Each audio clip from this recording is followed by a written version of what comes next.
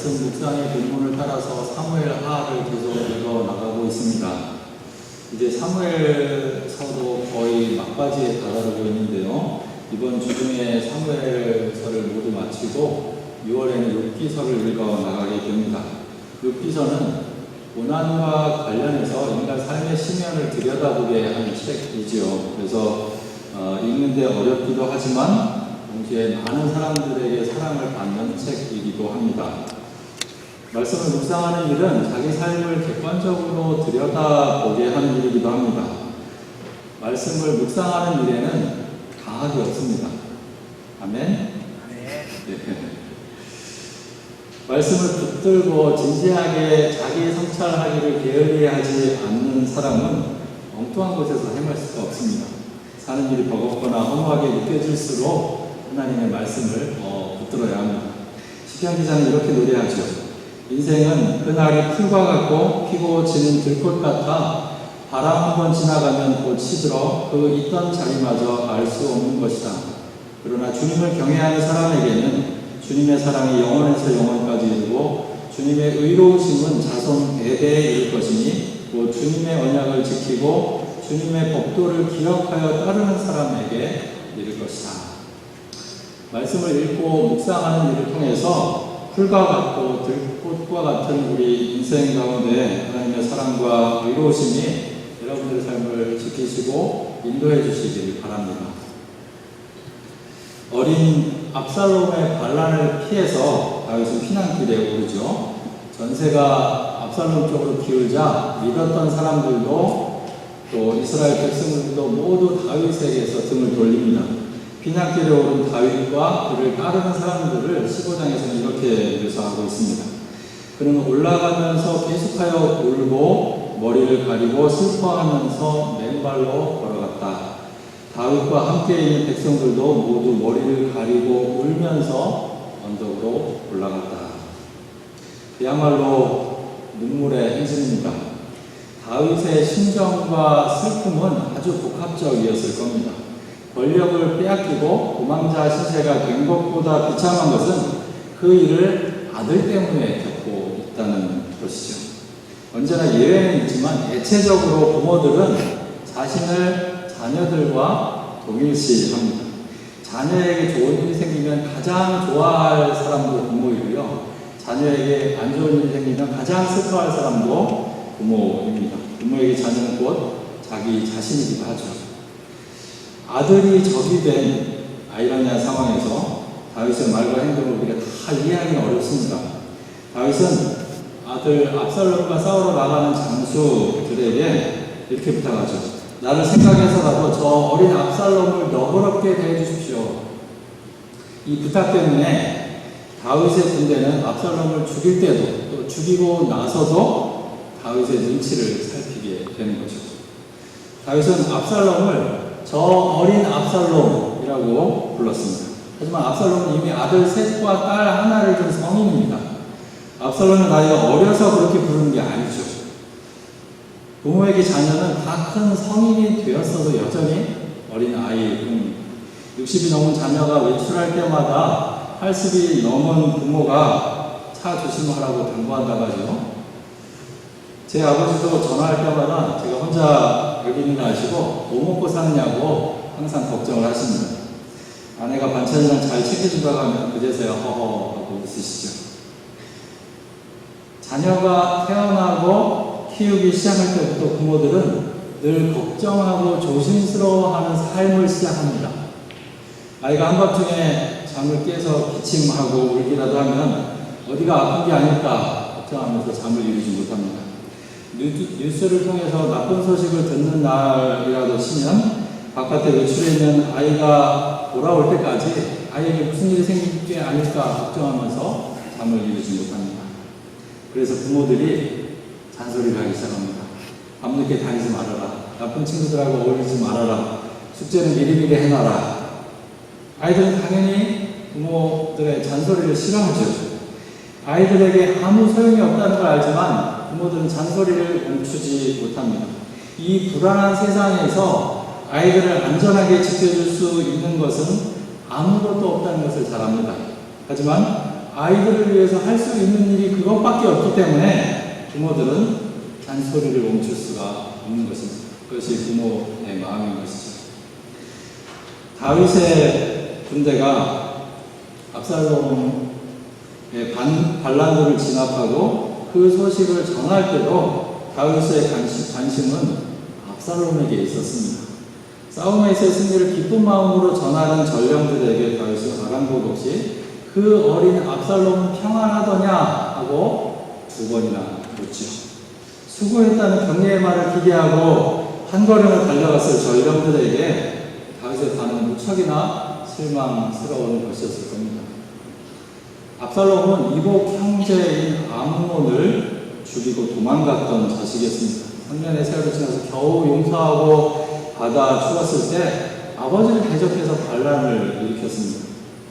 효자나 사람들에게 자랑스러워할 만한 자식이 아니고 누가 봐도 페리나인 겁니다. 그런데 다윗은 이런 사실을 전혀 알아보지 않습니다. 압살롬이 암논을 죽이고 도망갔을 때도 다윗은 시간이 지나자 압살롬을 보고 싶어하는 마음이 간절해졌습니다. 왕위를 빼앗기고 맞서 싸워야 하는 상황에서도 압살롬을 배려하고 걱정하는 마음이 왕으로서의 역할보다도 앞서는 것을 어쩔 수가 없었습니다. 압살롬이 한 행위와 상관없이 다윗에게 압살롬은 여전히 어린아이인 겁니다. 결국 압살롬이 죽었다는 소식을 전해 듣고 다윗은 마음이 찢어질 듯이 아파서 성문 위에 다락방으로 올라가서 울기 시작합니다. 내 아들 압살롬아, 내 아들아, 내 아들 압살롬아, 너 대신에 차라리 내가 죽을 것을. 압살롬아, 내 아들아, 내 아들아. 모두가 승리의 소식에 들떠 있었을 때 다윗은 아무도 공감해 줄 수 없는 슬픔을 부여잡고 울부짖습니다. 다른 사람들에게 압살롬은 배신자, 반란군의 우두머리였지만 다윗에게는 달랐습니다. 할 수만 있다면 대신해서 차라리 자신이 죽는 게 더 좋았을, 둘도 없는 소중한 존재였던 것이죠. 버지니아에 있는 유니온 신학교의 로널드 바이알스 교수는 이 다윗의 절규가 자녀를 향한 이 세상 모든 부모들의 가슴 깊은 곳에서부터 터져나온 절규라고 말합니다. 성공한 자녀이든 실패한 자녀이든 잘 살고 있는 자녀이든 부모를 근심하게 만드는 자녀이든 부모들은 모두 자녀를 향해서 이 절규를 가슴에 품고 살아간다는 것입니다. 그래서 이 절규는 세상의 모든 자녀들을 향한 절규이자 우리 모두를 향한 하나님의 통곡이 되는 것입니다. 저는 이 다윗의 절규에서 세월호 참사로 아이들을 떠나보낸 부모들을 생각하지 않을 수 없었습니다. 3년 동안 우포항에서, 안산의 분향소에서, 광화문의 길거리에서 매정한 세상 앞에서 부모들은 어떤 심정이었을까요? 3년이 지나서 뼈조각으로 되돌아온 자녀의 유해 앞에선 부모들의 심정을 우리는 헤아릴 길이 없습니다. 자녀를 먼저 보내는 일을 참척이라고 하죠. 참척의 슬픔을 겪은 부모들은 자녀를 가슴에 묻고 살아간다고 합니다. 너 대신에 차라리 내가 죽을 것을 이라는 다윗의 탄식은 자녀를 먼저 보낸 모든 부모들의 탄식이기도 합니다. 다윗은 왕으로서 막강한 권력을 가지고 있었지만 아버지로서는 무능한 존재일 수밖에 없었습니다. 아들의 배신을 말릴 수도, 아들의 죽음을 되돌릴 수도 없었습니다. 너 대신에 차라리 내가 죽을 것을 이라는 탄식은 그렇게라도 하고 싶지만 할 수 없는 인간의 한계를 잘 보여주는 말인 것이죠. 그런데 너 대신에 차라리 내가 죽을 것을 이라는 이 탄식을 실제로 행동에 옮긴 부모가 있습니다. 자녀가 죽어야 하는데 그 자녀를 대신해서 죽은 부모가 있습니다. 바로 성부 하나님이십니다. 죄로 인해 하나님을 등지는 우리들을 위해서 하나님은 성자 예수님을 세상에 보내시고 십자가에 못 박혀 죽게 하셨습니다. 로마서 5장 8절은 이렇게 말하죠. 그러나 우리가 아직 죄인이었을 때에 그리스도께서 우리를 위하여 죽으셨습니다. 이리하여 하나님께서는 우리들에 대한 자기의 사랑을 실증하셨습니다. 예수님의 십자가 죽음이 우리를 위한 죽음이었고 그 십자가를 통해서 하나님께서 우리를 얼마나 사랑하시는가를 드러내셨다는 것이죠. 그런데 이 사랑을 우리가 다 이해하는 것이 어렵습니다. 이 구절의 앞구절인 7절은 이렇게 말하죠. 의인을 위해서라도 죽을 사람은 거의 없습니다. 더욱이 선한 사람을 위해서라도 감히 죽을 사람은 드뭅니다. 그러면서 예수님께서 우리가 죄인이었을 때 우리를 위해서 죽으셨다라고 증언을 하고 있습니다. 우리의 사랑은 제한적이고 조건적입니다. 내가 원하는 기준과 조건이 충족될 때만 우리의 사랑은 유효합니다. 여러분, 미래에 결혼 상대를 생각할 때 상대가 어떤 배우자였으면 좋겠다라는 생각을 더 많이 하나요? 아니면 내가 어떤 배우자가 되어야 되겠다라는 생각을 더 많이 하시나요? 결혼하고 가정을 꾸려도 이런 생각 별로 달라지지가 않습니다. 내 남편이, 내 아내가 가진 문제가 훨씬 더 크게 보이고 상대가 이렇게 좀 바뀌었으면 좋겠다라는 생각으로 우리 마음은 가득 차 있습니다. 네가 이렇게 변하면 내가 사랑해 줄게. 이게 우리가 서로에게 전달하고 있는 메시지입니다. 내가 가진 문제를 들여다보는 일은 아주 큰 충격을 받았을 때 가끔씩 일어나는 일입니다. 내가 상대에게 베푼 것이 사랑이라고 생각했지만 갈수록 깨닫게 되는 것은 우리는 제대로 사랑할 줄도 모르고 사랑이 무엇인지도 모른다라는 사실인 것이죠. 그런 우리가 하나님의 터무니없는 사랑을 다 이해한다는 것은 애초부터 불가능한 일이었을지도 모릅니다. 창조주이신 분께서 무엇이 아쉬워서 자기 아들을 대신 죽게 하시면서까지 우리를 사랑하시는가 도무지 이해할 수 없는 일입니다. 우리가 가진 사랑의 기준이 낮고 얕기 때문에 하나님의 사랑을 아는 일은 더더욱 어려운 일이 될 수밖에 없는 거죠. 그래서 하나님은 당신의 사랑을 우리가 조금이라도 깨닫게 하기 위해서 부모님의 사랑을 우리에게 허락하셨는지도 모릅니다. 로마서가 증언하듯이 사람이 의인을 위해서, 착한 사람을 위해서 자기 목숨을 버릴 수 있는 사람도 거의 찾아보기 힘듭니다. 그러나 부모들은 자녀들을 위해서 자기 목숨을 던질 수 있을 만큼 더 큰 사랑을 그 안에 품고 살아가는 사람들입니다. 이번 주 말씀 묵상 본문에 리스바라는 여인이 나옵니다. 기본 사람들이 사울의 자손 가운데서 7명의 목숨을 요구할 때 이 여인의 두 아들도 붙잡혀가게 되죠. 둘째 아들 둘을 잃게 된 여인은 나무에 달려 죽은 아들을 위해서 할 수 있는 일이 아무것도 없었습니다. 남편도 아들도 먼저 떠나보내고 홀로 남은 여자가 호소할 수 있는 곳은 아무 데도 없었습니다. 그녀는 보리를 거두기 시작할 때로부터 하늘에서 죽은 아들들 위로 비가 쏟아질 때까지 그 아들들의 시신 앞에서 시신을 지킵니다. 낮에는 공중의 새가 그 주검 위에 내려앉지 못하게, 밤에는 들짐승들이 얼씬도 하지 못하게 시신 앞에 꼼짝 않고 머물러 있습니다. 보리를 거두기 시작할 때니까 대략 4월경이 될 거고요. 또 가을비가 내릴 때니까 9월 혹은 10월경이 될 겁니다. 그러니까 대략 반년의 시간인 거죠. 반년의 시간 동안 어머니는 꼼짝없이 죽은 아들들의 시신 앞에 머물러 있었던 겁니다. 엄청난 힘이 아닐 수 없습니다. 아무도 그녀의 말을 들어줄 사람이 없자 그녀는 그 주검 앞에 머물러서 하나님께 호소하고 있었는지도 모르겠습니다. 그의 한이 하늘에 닿았던지 다윗은 마침내 사울의 뼈와 요나단의 뼈 그리고 이 두 아들의 뼈를 포함한 죽은 7명의 뼈들을 다 거두어와서 무덤에 묻어서 장사를 치러줍니다. 비로소 그 여자의 한이 풀리게 되는 것이죠.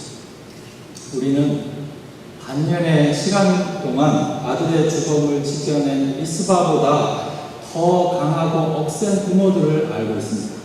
죽은 자녀를 위해서 목숨을 걸고 45일 동안이나 굶기를 끊었던 부모들, 3년의 시간을 한결같이 아이들이 돌아오기를 기다리면서 온갖 고생과 수모를 견뎌낸 부모들, 세월호 부모들이죠.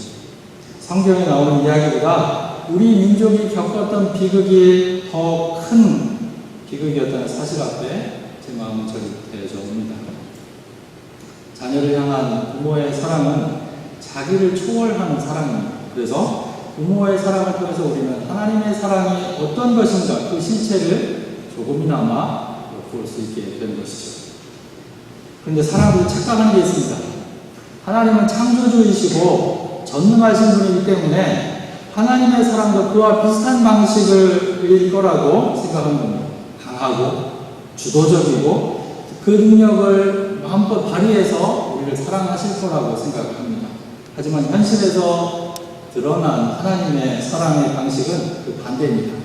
약하고 주도권을 내주고 때로는 심지어 무능해 보이기까지 합니다.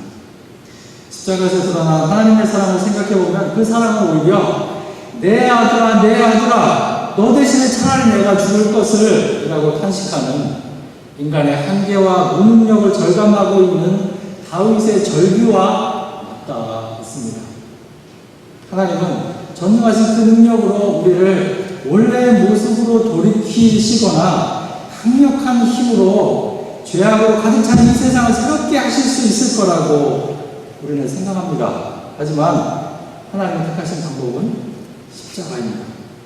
자신의 아들을 죽음에까지 내어놓는 무기력한 방식입니다. 세상의 기준으로 보면 예수님은 철저하게 실패한 듯한 패자의 길을 선택하신 것이죠. 더군다나 하나님은 예수님께서 십자가를 지게 하시면서 그 위에서 아무 일도 하지 않으십니다. 예수님은 십자가에서 홀로 그 고통을 감내하십니다. 자신의 아들이 외롭게 그 시간을 견뎌낼 때 하나님은 그대로 예수님을 내버려 두셨습니다.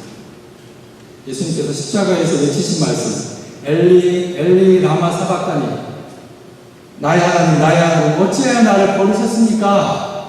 라는 말씀은 가장 절체절명의 순간에 말이 없으신 하나님, 그 자리를 외면하신 하나님을 상징합니다. 완벽한 하나님의 침묵, 하나님의 부재가 바로 그 십자가를 위해서 경험된 것이죠. 우리가 기대했던 하나님의 방식과는 전혀 다른 방식입니다. 오랜 시간 동안 이 기도에 담긴 진짜 뜻이 무엇인가 학자들은 추측해 왔습니다. 어떤 사람은 하나님께 대한 예수님의 절망과 회의가 담긴 기도라고 해석하기도 했고요. 어떤 사람은 하나님께 대한 원망과 저항의 기도라고 해석하기도 했습니다. 하지만 이 예수님의 말씀은 시편 22편의 인용입니다. 이 기도는 다윗이 극심한 고난 중에 드린 기도입니다. 이스라엘 사람들도 고난 중에 이 시편을 가지고 기도를 드렸습니다. 이 기도는 하나님에 대한 원망으로 시작되지만 결국은 하나님께서 자신들을 구원해 주실 것을 믿고 간구하는 기도입니다. 그래서 예수님은 참기 어려운 고통 가운데서 이 시편의 앞구절만을 인용하시면서 자신이 당한 고통을 표현하심과 동시에 하나님에 대한 신뢰를 붙들었다고 볼 수 있는 것이죠. 하지만 십자가 위에서 예수님께서 경험하신 고통과 고독은 그 자체로 결코 가벼운 것이 아닙니다. 현실에서 그와 같은 고난의 시간에 아무 반응이 없으신 하나님을 경험하게 되면 우리 믿음은 흔들릴 수밖에 없습니다. 철저하게 실패한 듯해 보이는 십자가의 방식, 십자가 위에서 예수님께서 겪으셨던 하나님의 침묵과 부재는 우리로 하나님의 사랑을 더 이해하기 어렵게 만들기도 합니다. 3년 전에 세월호 참사가 처음 일어났을 때 저는 할 말을 잃고 살았습니다. 너무나도 참혹한 비극 앞에서 말을 잇기도 했고요. 도대체 하나님은 그 순간에 뭘 하고 계셨다는 것인가? 하나님이 전능하신 분이라면 아이들이 죽어가는 상황에서 왜 그들을 보고 계셨던가? 내가 믿어온 하나님은 과연 전능하신 하나님이 맞으신가? 하는 이런 의문이 들었는데 답을 찾을 수가 없어서 말을 잇기도 했습니다. 사고의 순간에도 사고 이후에 저의 무수한 질문에도 답이 없으신 하나님을 보면서 그분의 침묵과 부재를 또 어느 때보다도 절감했던 시기였습니다. 그동안 우리 신앙에서도 예수님의 고난과 부활은 강조되어 왔지만 하나님의 침묵은 외면되어 왔다는 사실도 그때 깨달았습니다. 우리가 살아가는 삶의 무수한 현실 속에서 하나님은 자신의 모습을 드러내시기보다는 감추실 때가 더 많습니다. 말씀하시기보다는 침묵하고 계실 때가 더 많습니다. 십자가 위에서처럼 그렇게 당신을 간절히 필요로 하는 순간에도 하나님은 여전히 말씀이 없으십니다. 아들의 갑작스러운 죽음 앞에서 답을 찾던 작가 박완서 선생님은 오죽하면 한 말씀만 하소서라고 말했겠습니다. 그런데 사고가 난 며칠 후에 성금요 예배에서 성찬식을 하고 있을 때였습니다. 성찬식의 빵을 바라보고 있는데 그 빵이 저에게 말을 걸어오는 것 같았습니다. 나를 보라고, 이 모습이 나라고 말하고 있는 것만 같았습니다. 강하고 항상 이기는 존재가 아니라 약하고 패배하고 찢기고 그래서 그걸 나눠주고 먹여주시는 그런 하나님, 나는 원래 그런 존재였는데 그런 방식으로 일해왔는데 이게 내 방식이었는데 너희가 그동안 나를 오해한 것이라고 말씀하시는 것 같았습니다.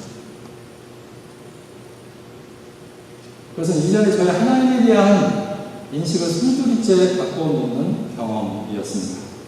제가 새로 경험한 하나님은 강한 하나님이 아니라 약한 하나님, 고통을 없애주시는 분이 아니라 함께 그 고통을 겪어나가시는 분, 죄인을 십자가에 못 박는 분이 아니라 자기 스스로 십자가에 못 박히시는 분, 인간이 만들어온 악한 세상의 한복판에서 자기 몸을 던져서 찢기고 그 몸을 내어주심으로 세상의 악을 치유하시는 분이셨습니다. 그래서 다시 내 아들아, 차라리 내가 죽을 것을 이라고 부르짖는 다윗의 절규는 세상의 모든 부모들의 절규이자 우리 모두를 향한 하나님의 통곡이 됩니다. 다윗이 아들 압살롬의 죽음 앞에서 절규했듯이 자녀들을 먼저 보내고 그 시신 앞에서 통곡했던 부모들처럼 하나님은 그렇게 내 아들아, 내 딸아, 차라리 내가 죽을 것을 이라고 하시며 안타까워하신 것이죠. 다윗과 세상의 부모들은 육체의 한때 안에서 그 바램만을 내뱉었을 뿐이지만 하나님은 그것을 실제로 옮기신 분이십니다. 그 십자가에서 드러난 하나님의 사랑으로 인해서 우리는 그리스도 안에서 새롭게 지어진 것입니다. 그 사랑을 기억할 때 우리는 더 이상 과거로 돌아갈 수가 없습니다. 십자가 안에서 부여된 새로운 삶의 가능성들을 붙들고 살아가야 하는 것이죠. 십자가에서 드러난 하나님의 사랑의 방식도 다시 한번 생각해 봐야 합니다. 자신의 능력을 마음껏 뽐내시고 주도적으로 그 힘을 행사하시는 분이 그게 하나님의 사랑의 방식이 아닙니다. 약해지고 패배하고 찢기고 그래서 죽음의 자리에까지 이르는 방식으로 하나님은 우리를 향한 당신의 사랑을 드러내신 겁니다. 고린도전서 13장에 나오는 사랑의 찬가는 사람들의 사랑을 말하는 게 아닙니다. 그것은 하나님의 사랑에 대한 찬가입니다. 사랑은 오래 참고 뽐내지 아니하며 불의를 기뻐하지 아니하며 진리와 함께 기뻐합니다.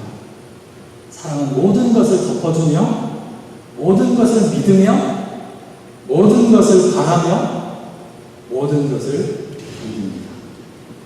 이것이 우리를 향한 하나님의 사랑이었습니다.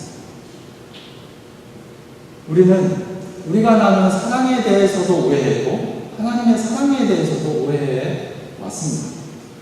하나님의 사랑에 대한 이해를 새롭게 해야 합니다. 그리고 그 사랑을 제대로 알고 누릴 수 있어야 합니다. 그럴 때 우리가 서로 함께 나누는 사랑의 방식이 달라질 수 있게 되는 것이죠. 하나님의 사랑으로 우리의 사랑이 거듭나게 될 때, 하나님의 사랑으로 우리의 존재가 새롭게 될 때, 얽히고 설킨 복잡한 모든 관계에 새로운 희망이 생기게 되는 것이죠. 이미 우리는 이 하나님의 사랑의 탄식과 절규 안에서 살아가고 있습니다. 그 사랑을 누리면서 그 사랑으로 인해서 우리에게 주어진 새로운 삶의 소망을 부여잡고 살아가시는 여러분들 되시기를 주님의 이름으로 축원드립니다. 같이 기도 드리시죠.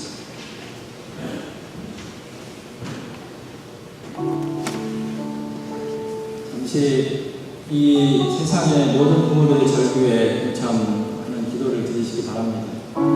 특별히 이번 주 중에 영국의 맨체스터에서 폭발 사고가 있어서 10대 많은 학생들이 목숨을 잃었죠.